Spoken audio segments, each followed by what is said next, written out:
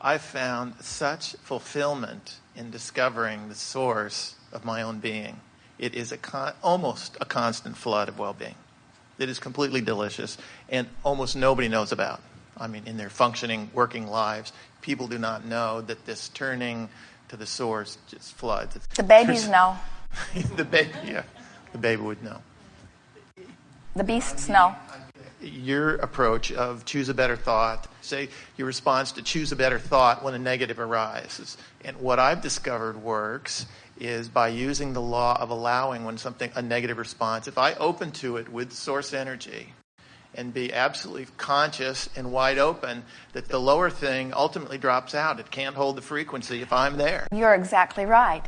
And you know that because you've come to that awareness, and the baby knows that because the baby was born knowing it and hasn't been convinced otherwise.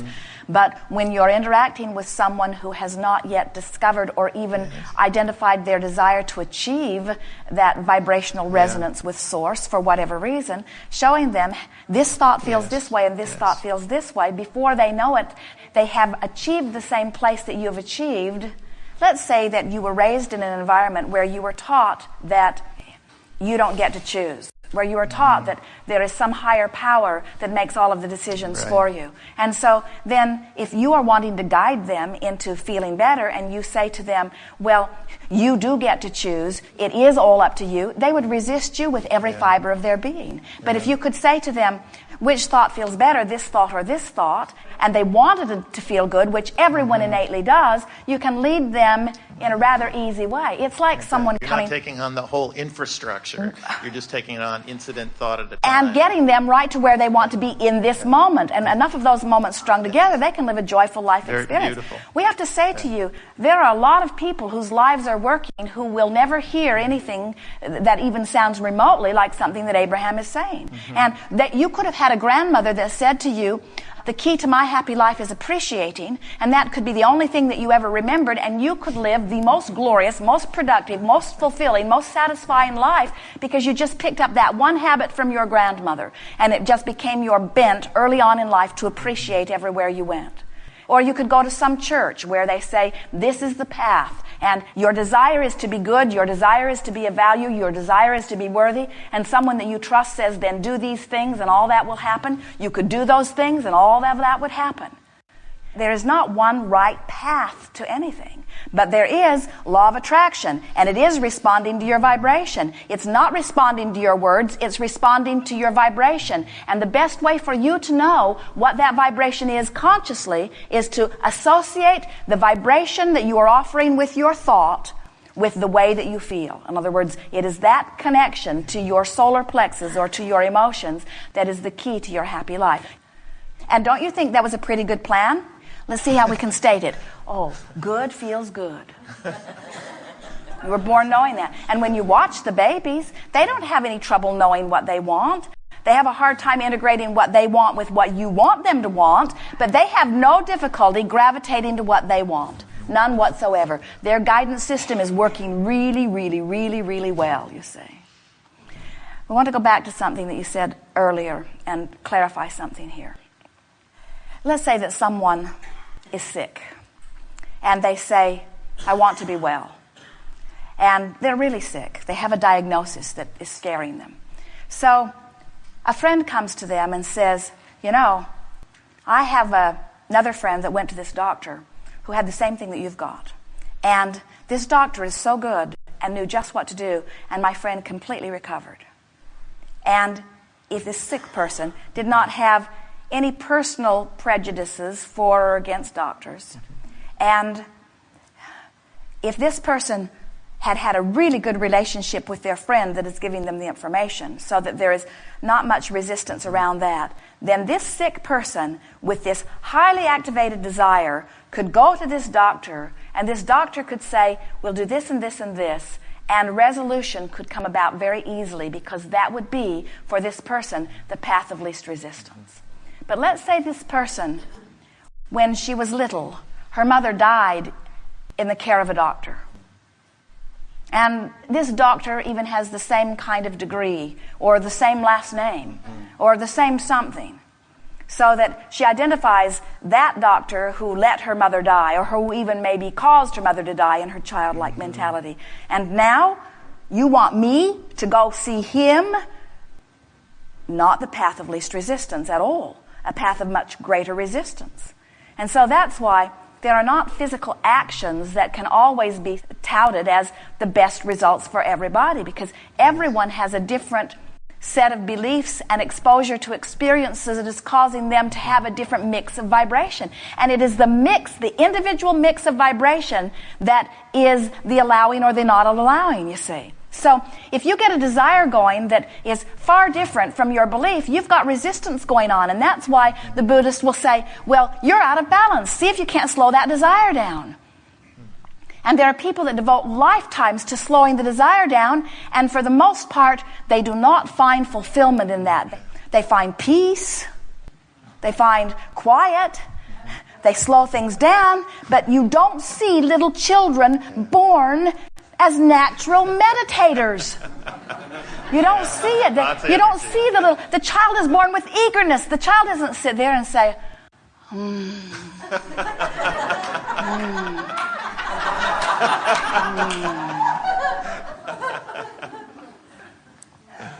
His first word is not, oh. His first word is want. Want that. Me that.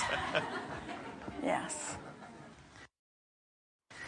Thank you, Abraham. It's been many years that I've been listening to your tapes, and I'm just eternally grateful. And I'm so thankful for when...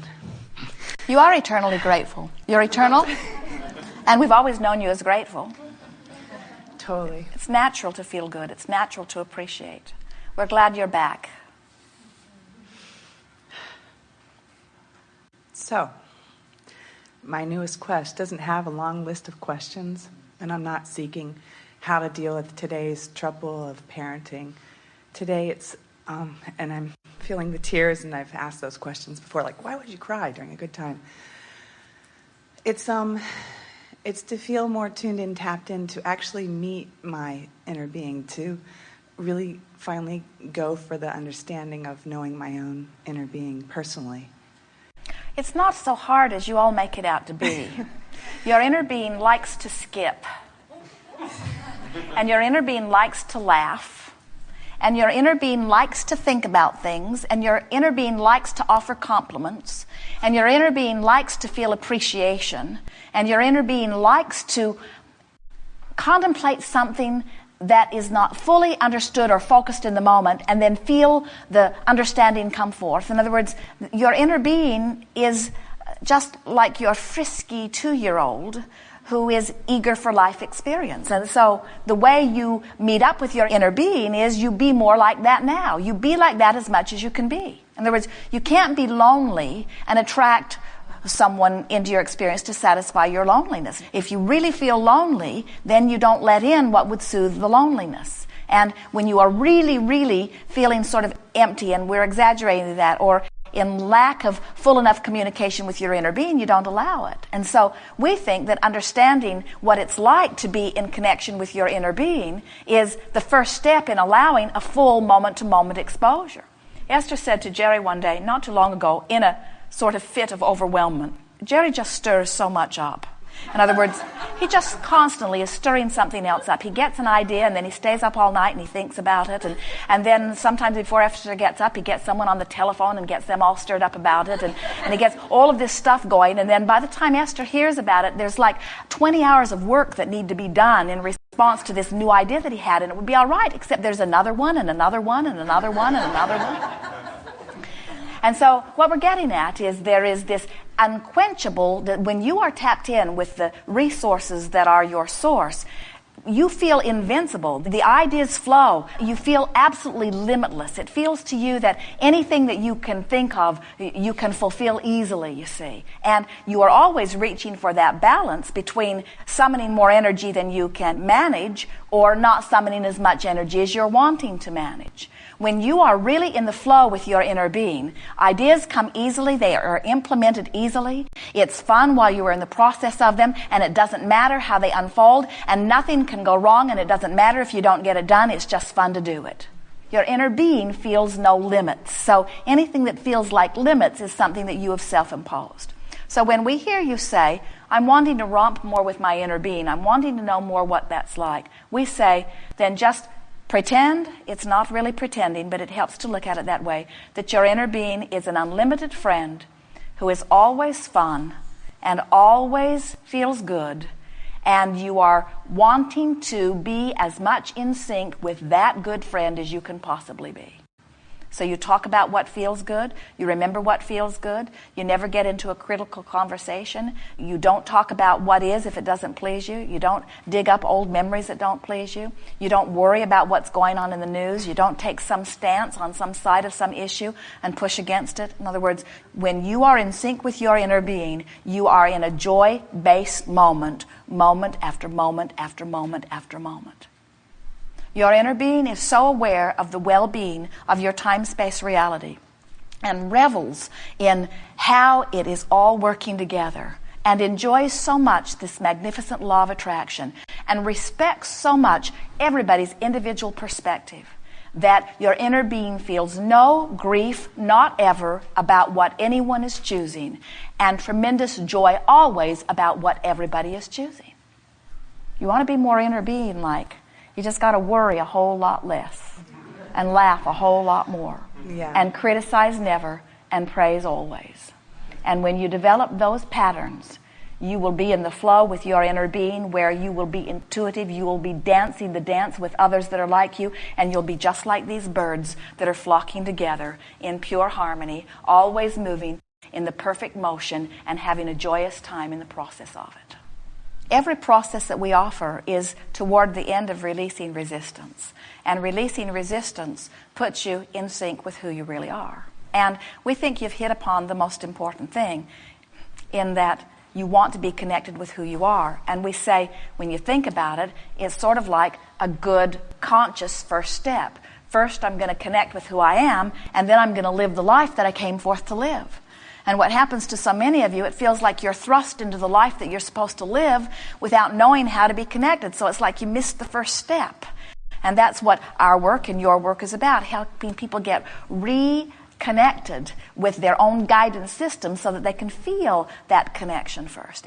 Before you are deliberately stepping into things that really matter, you're wanting to find your balance, you see. It's a vibrational thing. Yes. So did we get to where you were going? My husband and I are wanting to kind of shift some paradigms that we've had. He, in the past, has had a fear of success, and I have No, he has never had a fear of success. Never, ever, ever, ever, ever. He has a fear of failure. We don't think he fears success. We think he wants success. We think he is success. We think he's succeeding in many, many ways. We think that he is a successful person on an ongoing success track, and we don't think that he will ever reach the place of completion. And we think that that's what many people think success is. They think that success means getting everything I want. And we say, that's what dead is, and there is no such thing as that kind of dead. Success is not being done. Success is not being complete. Success is still dreaming and feeling positive in the unfolding. Success is knowing that it's all right even though it's not finished. Success is expecting the next thing to even go better than the last and the next to even go better than the last. Success is still breathing. Success is still wanting. Success is being hungry and expecting food. Success is wanting love and knowing that I will get it. Success is lining up of energy. Success is summoning it and letting it in. Oh, he's far more successful than he is not. Failure doesn't even fit into the vibration of realm of where he is, you see. But we think that he, like so many of you, is so fixated on getting it all done and getting it all right and getting it to be just right as it is viewed through the eyes of others that he's lost sight of what success is. And the greatest trophy of success is consistent, joyful moments. Success is about joy. And so success to someone who doesn't want very much is different from success to someone who wants a great deal. But it is all about the alignment between my desire and my belief, you see. We would far rather that you want things that you haven't figured out how to let in than that you are deliberately trying not to want.